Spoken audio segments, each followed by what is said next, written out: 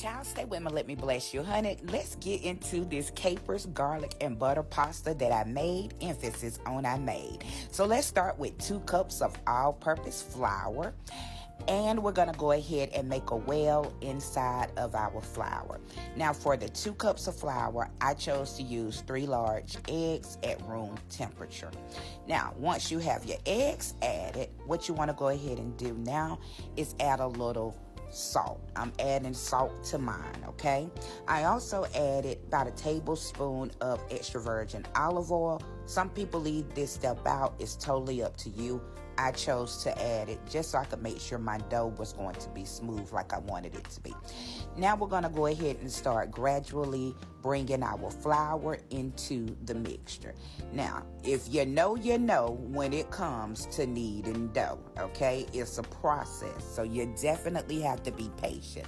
Now, in order to knead this pasta dough, it took me a good strong 10 to 12 minutes, okay?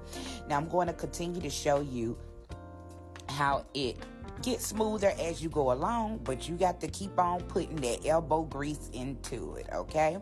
So now that we have our dough how we want it, we do the bounce back test. Booyah. We can go ahead and wrap that in some plastic wrap and sit that to the side. I allow my dough to rest for about 25 to 30 minutes. After it rests, I cut it into 4 equal pieces, okay? Now, I'm going to take the pieces that I have and I'm going to roll it out with the rolling pin. But I literally just rolled it flat enough so it can go through the pasta machine. Now, I'm going to go ahead and run it through the pasta machine. But again, this is a process, people, okay? So be patient. Now, you want to get it as thin as you want it. I could actually see through my dough, which is when I stop.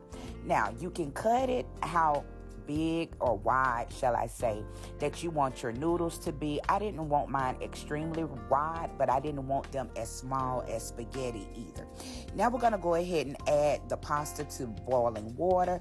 Let that boil for 2 to 3 minutes and we'll start on our sauce. We're going to use butter. We're going to use capers. Now we're going to go ahead and add our noodles over to our sauce. I also seasoned it with dried basil, salt, pepper, smoked paprika, as well as garlic powder. Hit that with some fresh parsley and ta-da. Guys, I am so proud of myself for making this dough from scratch. I don't know if I'll ever eat out the box again, to be honest.